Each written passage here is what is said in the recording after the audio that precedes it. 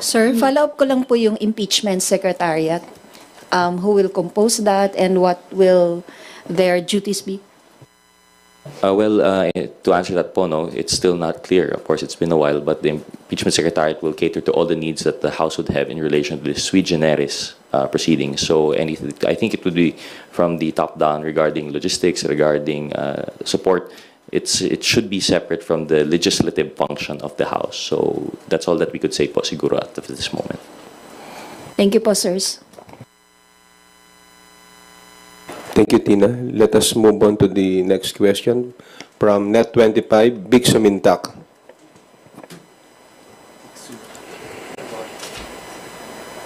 Good morning po. Just a quick follow-up lang po.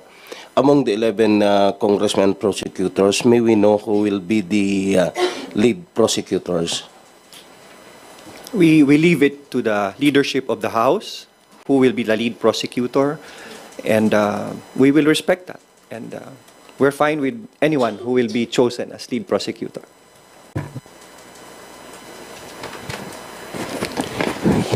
Thank you, Vic. Bibian Gulia from ABS-CBN. Good morning, Kongs. Tama po ba yung intindi ko sa mga answers ninyo kanina? Okay lang po sa inyo na June na mag-start after the elections yung trial. There's no call to hold the trial during the break?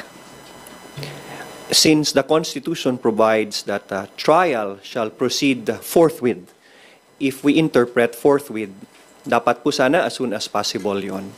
But since the Senate is an independent body, and we respect their independence, being a bicameral legislature, we will leave that to the interpretation of the Senate. I will refuse to comment on how they should act because they will be judges in this impeachment trial. And we accord them with the utmost respect and that they should act with utmost impartiality without any influence from the prosecution or from the respondent or the defendant. So, sana po maagapan ang pagsimula kasi the sooner that the evidence can be laid down, the sooner that due process can be exercised, the sooner can the issues pending before us can be resolved. So, sige po, sana po maagahan dahil handa naman ang prosecution team. But, sir, so as you mentioned, it's written in the Constitution that trial should proceed forthwith. But can you point us to a specific rule lang po or part of the Constitution where it states that the Senate can hold the trial even when Congress is on break po? When you say forthwith, hindi nakasabi doon kung saan sa Constitution na pwede may break. Every year before session opens, every legislative Congress, kunyari 19th Congress, the Senate Secretariat and House Secretariat together with the duly elected Speaker, inuupuan muna nila yung legislative calendar for that year. While it's not clear whether we can proceed with the impeachment trial during the break, we said earlier that the impeachment trial is a sui generis, o kakaibang proseso po ito. It's a class of its own. And it is not bound by the legislative calendar. It's purely a political question on how Senate would proceed with it. So, yan po ang sagot dyan, no? Hindi po nakatali yan sa black and white. And we will see how the Senate would react on and act on the impeachment complaint. Sir, baka lang din po meron kayong comment dun sa sinabi ni SP Cheese na unfair na madaliin sila dahil 2 buwan daw po inupuan ng House ang impeachment complaints. Well, again, we respect the position of this, the Senate President. In fact, it has been discussed, explained naman po ni Congressman Noy that they have their own rules. We don't want to at least influence the impartiality ng mga senator judges. We will just wait for the Senate to convene as an impeachment court. Sa amin po, as long as we have already relayed and we have displayed the urgency and the priority that we have established that these impeachment complaints should be given primacy and should given priority, it's up to the court, no, the impeachment court, the Senate. When will they convene as a impeachment court? So yun lang po yung amin. There's no prescriptive time naman po, prescriptive time na sinabi po sa Constitution that once it is filed, once it is transmitted to the Senate is bound to, for example, a certain number of days to convene as an impeachment court. So it's up to how the Senate will define and will act on the wordings of the Constitution na sinasabi po shall act forthwith. As far as we are concerned, we take that as immediate and urgent. Okay. Sir, doon naman sa mga prosecutors, paano po yung hatian, Division of Labor doon sa 7 articles of impeachment? Sinong congressman ang mag-handle ng specific articles po? As of the moment po, wala pa pong assignments po of which prosecutor will be handling which articles. I think there's something to be discussed further down as we form the full impeachment secretariat po. Your reaction din, sir, na parang yung mga ibang mga kamag-anak ng ibang senador ay hindi po pumirma doon sa impeachment complaints. Parang doon sa mga kamag-anak, 3 lang po yung pumirma. But most of them hindi po pumirma doon sa complaints. May implications po ba ito on the... Well, how would you interpret that? I hope you'd understand we'd refuse to comment on that po. Especially given that these are our colleagues and we respect their opinion, every representative has the right to conduct themselves as they see fit for their constituents. But one thing's for sure po, the numbers are very clear. This is more than the 1/3 required. There is a supermajority, so to speak. Yun na po yung impeachment complaint po natin. Just to add, legally, it will not affect the impeachment complaint. It will not affect the impeachment trial. And the cold neutrality of an impartial judge by the Senate and the members of the Senate would be better preserved siguro kung may ganyan. I-add ko lang, it just goes to show na yung mga lumalabas po na mga fake news at mga rumors na merong sapilitan, na merong nagkakaroon po ng pag-influensya sa ating mga miyembro, ito po yung nagpapatunay na ang bawat isa po sa amin ay nagdesisyon base ho doon sa kanilang pag-appreciate ng merits ng complaint na ito. Last na lang po. Your comment, sinabi raw po ni Duterte Youth Party List Chairman Ronald Cardema alleges funds for later release were promised to the 215 lawmakers who signed the 4th impeachment complaint against Vice President Duterte. Again, kaya po ang committee, ang TRICOM ay nagko-conduct po ng investigation at inquiry in aid of legislation dahil po precisely because of these rumors and this chismis and this fake news na lumalabas po doon sa ating lipunan. Wala pong katotohanan sa mga sinasabi na ganyan. We would like to again to focus on the impeachment complaint. Ito po ay diversionary tactic na ginagawa po ng mga tao o grupo na ina-assail po nila yung integrity ng House, yung merits nung kaso o nung complaint na ipinasa po natin, tinransmit po natin sa Senate. Gusto ko lang pong ipaabot sa ating mga kababayan na we should be focused on the complaints, on the articles of impeachment. Wag tayo magpapadala at maniniwala sa mga diversionary tactics na ginagawa po ng ilang grupo po. Kaya nga po tayo inaagaran natin na magkaroon po ng batas para ma-regulate po natin at mabigyan sa solusyon itong mga fake news po na lumalabas, disinformation, malinformation, and misinformation po na lumalaganap sa ating lipunan. Isa na po itong mga balitang ganito. Thank you. Next question, Krisa Subing-Subing from Inquirer. Go ahead.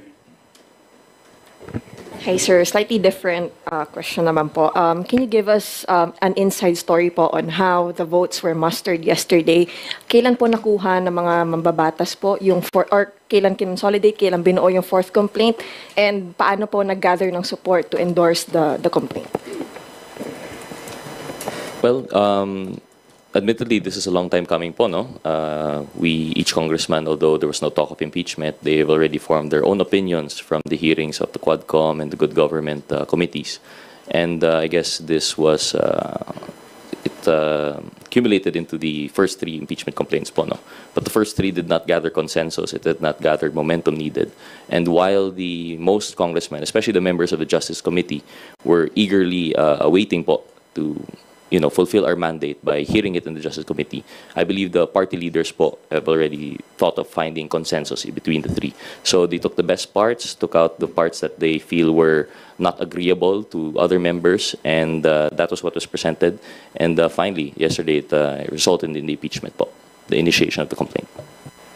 There were party consultations, and considering that there were 3 previous impeachment complaints filed, nakabuo ng mas matatag at mas klarong impeachment complaint na nakakuha ng suporta at kumpiyansa ng mga congressmen. That is why with this 4th impeachment complaint, which is clearer, where the evidence is presented in a stronger manner, it gave confidence to more than 200 or 215 congressmen to act as complainants in this impeachment complaint. So unti-unti pong nabuo at getting the best of the 3 previous impeachment complaints, as earlier said by Kong Rog. Idagdag ko lang po, no, simula po nung tumanggap po tayo ng mga complaints, 3 pong complaints ito, impeachment complaints, wala pong choice ang miyembro ng House of Representatives kundi bigyan po ng pansin itong complaints na ito, because it now borders our constitutional mandate. It's a question of whether we act based on our constitutional mandate na mabigyan pong pansin itong complaints na ito. Number 2, ang alam ko po hindi lang ho 215. Meron din pong mga miyembro na nag-submit po ng kanilang mga signatures, no? Kung titingnan po natin, nasa 225 na po kung hindi ako nagkakamali. But the signatures that appeared to be initially published in the media at saka yung nalakap po natin ay 215. Those are the members who were physically present during yesterday's filing of the 4th complaint. Meron din pong abot ng kanilang suporta or sa complaint na ito. Although I don't know how they would be able to be included in as complainants to amend the 215 to make it the 225 kung di ako nagkakamali. But that would depend on, I guess, on the court, on the Senate acting as impeachment court, whether they would allow such amendment to the complaints, number of complainants.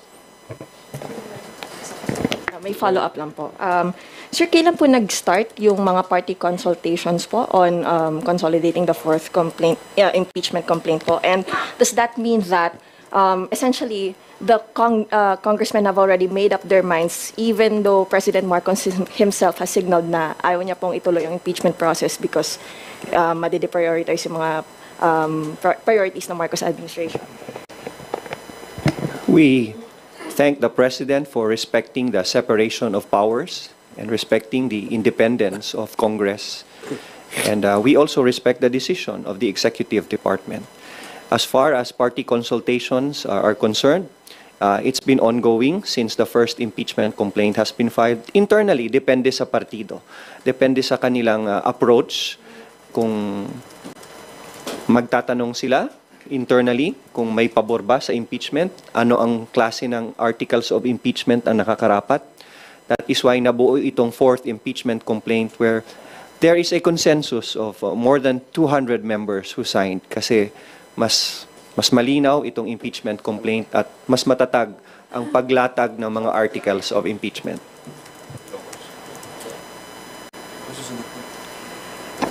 Thank you, Crisia. Next question from Billy Vegas of Abante Politico. Kung may mga kumakalat sa social media, may kapalit daw na ayuda yung pagpirma niyo sa impeachment. Well, as we mentioned po earlier, no, that's why we held this press conference, because we understand with the events of yesterday, a lot of misinformation and disinformation will be spreading around. Categorically, we're going to, I don't know, it actually dignifies this answer, but we're going to have to categorically deny such allegations, in the same way deny yung allegations po from the chairman ba yun, na may FLR. This was an independent action. We believe that's done faithfully and truthfully by each member, that they signified their intention and support of the impeachment complaint based on the merits of the case and nothing more. Yun lang po siguro. Just to add to that, no, ito po ay nagsimula na po ang smear campaign sa prosesong ito. Actually, ako personally, I actually expect that a lot of misinformation and fake news will be coming out, no, after the filing of the complaint, no. So ang gusto ko lang pong i-reiterate at panawagan sa ating mga kababayan, wag ho tayong madadala sa ganitong klaseng fake news. Kasi ito po ay paraan para ilihis kung ano po yung talagang merits nitong prosesong ito. Yung mga complaint po, meron pong betrayal of public trust, meron pong mismanagement and yung utilization ng pondo ng bayan, meron pong issue dito na whether as highest or second highest official of the land would be allowed to contract an assassin to kill a sitting president, the Speaker of the House, and the First Lady. Yun po yung mga nandoon sa articles of impeachment. So gusto ko lang pong ipanawagan sa ating mga kababayan, kung meron po tayong nababalitaan ganito, ito po ay mga diversionary tactics. Ililihis po nila yung attention natin doon po sa proseso, and at the same time to smear, to degrade, and to put question in our mind na ito pong prosesong ito ay hindi tama. Yun po ang gusto nilang ma-achieve sa mga ganitong fake news at misinformation na lumalabas. Kung I understand kung babanatan kayo ng mga critics, kaya lang meron kasing post dito si Congressman Lord Suwan. Ang sabi niya, to my supporters, I know you stand with me. Rest assured the ayuda is coming. Well, yes, kanina pong umaga nakausap po namin si Congressman Lord Dansuan. Unang-una po, dinideny po niya categorically na hindi po yan totoo. Isa po yan sa paraan na sinasabi ko nga, mga fake news. In fact, I would personally expect na meron pong lalabas din na mga balita tungkol sa akin. So ito po, sabi ko nga po, simula po nung nagkaroon tayo ng impeachment process, unti-unti pong lumalabas ito na pinipreempt nila po yung magiging resulta nito at dinilihis po nila yung atensyon ng ating taong bayan. I would personally say that Congressman Lord Dansuan is one of the most decent members of the House of Representatives. Hindi po niya ugali na kung basta-basta lang siya maglalabas ng ganong klaseng information na alam naman po niya na po pwedeng makasira sa kanya. Number two, wala pong katotohanan yan, yung mga ganyang balita na meron pong ayuda na kapalit. Ito po ay isang constitutional obligation na binigay po sa amin ng Constitution. Hindi lang ho ito prerogative, hindi ho ito discretionary power. Ito po ay mandato at obligasyon ng bawat isang miyembro ng Kongresong ito para ipaabot sa Senado na kung meron mang hindi magandang gawain ng isang opisyalis specified under the Constitution, the President, the Vice President, Ombudsman, mga Justices of the Supreme Court, COMELEC. Andun po, enumerated po yung mga official na to.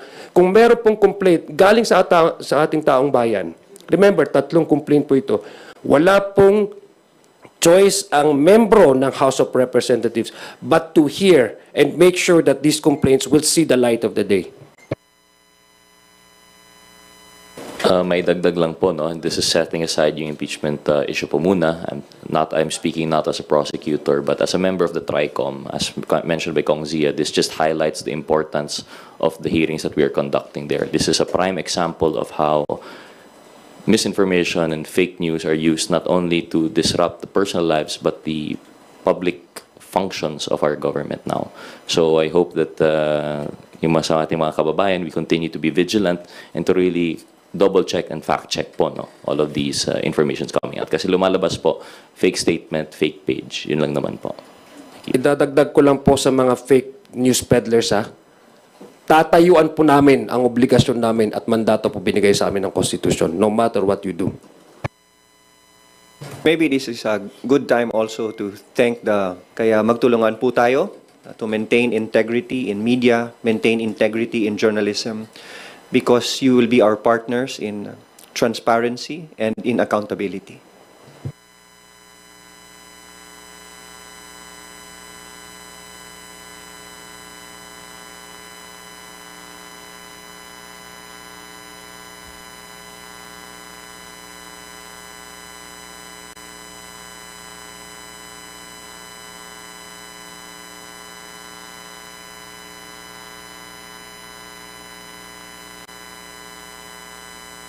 Again, gusto lang ho namin balikan yung sinabi po ni Congressman Noy Defensor, no? We respect the timeline of the Senate. We respect their decision when they will convert the institution into an impeachment court. But we also expect these senator judges, to be impartial. Likewise, I just echo the statement of Kong Zia that we trust and believe in our center judges, and that we trust that they would maintain that cold neutrality that would be required to properly and faithfully dispense with their functions as senator judges. Thank you. Rosalie Cas from UNTV, you're recognized.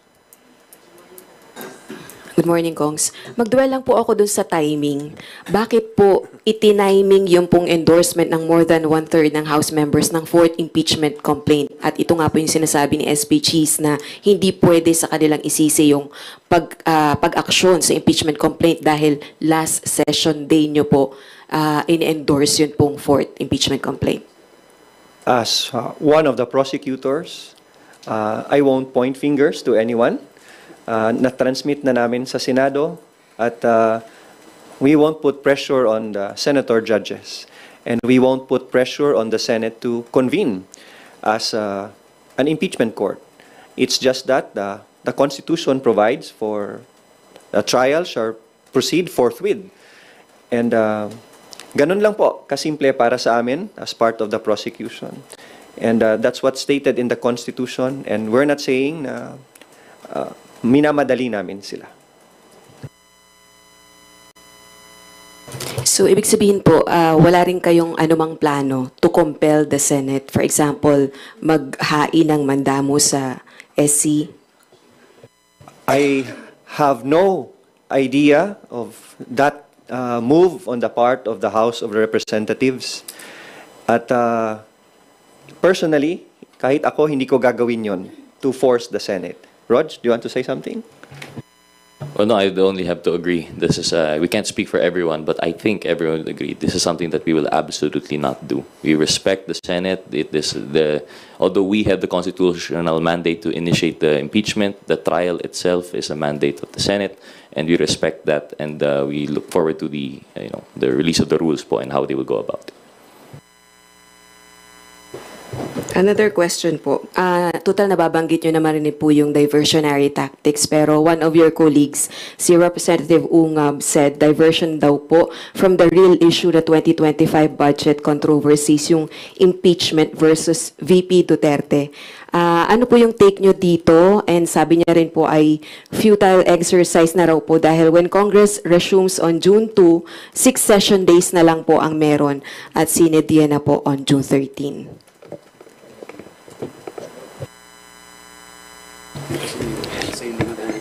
Congressman Sid Ungab is one of my most respected colleagues in 18th and 19th Congress.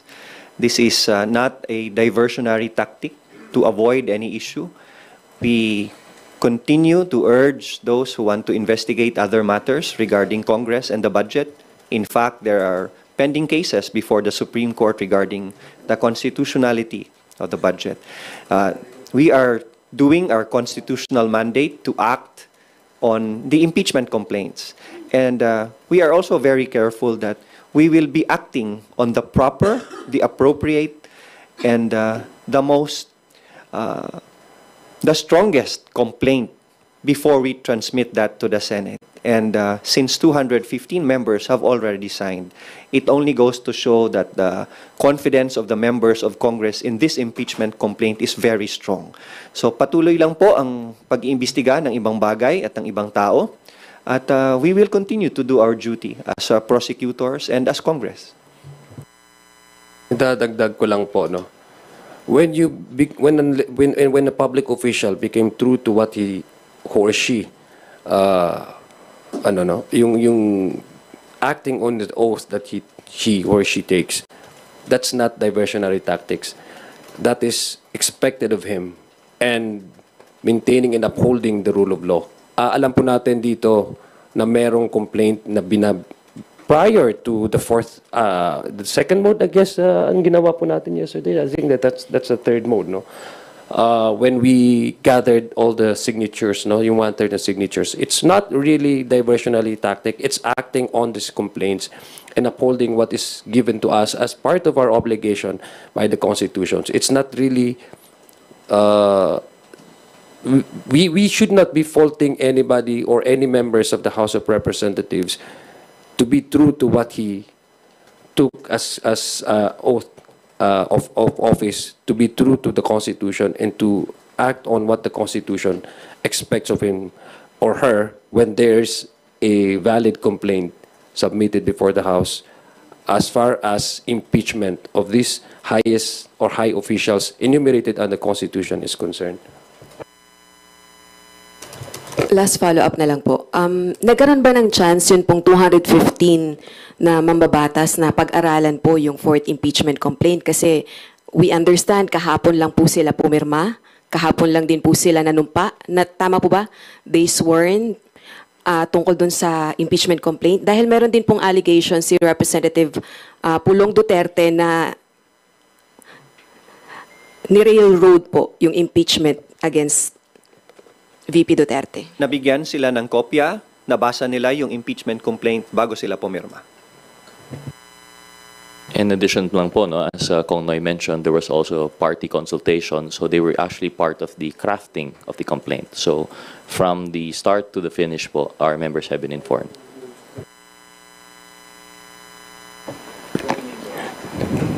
Gusto lang po natin emphasize, no, 215 members of the House are the complainants. So wala pong, ito pong proseso na ito ay nandyan po sa ating saligang batas.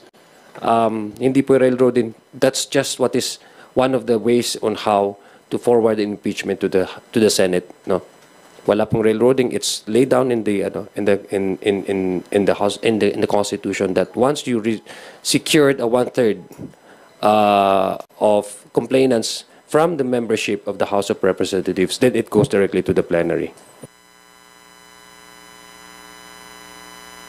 Thank you. We will take a question now from Marian Enriquez of TV5.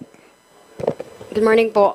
Follow-up lang po ko dun sa questions nila Ate Rose and Ate Vivian regarding nga po sa statement ni Senate President Jesus Cordero na yun nga, medyo unfair daw na 2 buwan po nating inupuan dito sa Kamara. Ito po nga mga impeachment complaints. So I just wonder po, what really happened doon sa 2 buwan po ng, since December may party consultations, I understand, and hindi nyo naman po minamadali no, kung kailan po sila magko-convene, and understandably, June pa, kasi may session. Pero wala po ba kayong regrets na tutuluyan din naman po palang impeach si VP Sara? Pinaabot niyo po sa last session. Were there any regrets? What happened po really? Like, naka-apekto rin po ba? Ano yung influence, of course, of the President? May mga considerations like the elections, the campaign. Baka pwede po kayo mag-share ng sentiment niyo. No regrets because we filed the best impeachment complaint there is. And we leave it to the Senate for them to study it, for them to prepare their rules, update their rules of procedure for the impeachment trial, and we leave it to each and every senator to study the impeachment complaint and the articles of impeachment. Kaya po sinasabi namin na kahit tumagal sa amin, ay nabigyan naman ng panahon ng mga partido na magkonsulta at magsuri, and we will give that same opportunity to the senator judges once they convene as the impeachment court. It's just that it's the Constitution, not Congress, who says that trial shall proceed forthwith. That is why when the Senate President said that we will study the complaint, we will update our rules, and we will prepare. We will respect that. I agree po with Kong Noy, and in addition po, no, I just think the personal opinion po, I can't speak for everyone, but I think that the Congress is just trying to stick to its duty, constitutional mandate, in that it is the initiation of the complaint is lodged with Congress. We want to come up with the best complaint possible. The timing, I guess, would be not irrelevant po, no? It would be coincidence. It's not deliberate. So we've just taken the most time that we can. It is really a process of consensus building and coming up with the best complaint possible. So any insinuations of deliberate timing, I think, would just be a coincidence po. Sa akin lang, I'm not part of the prosecution, pero no regrets. We're simply ready.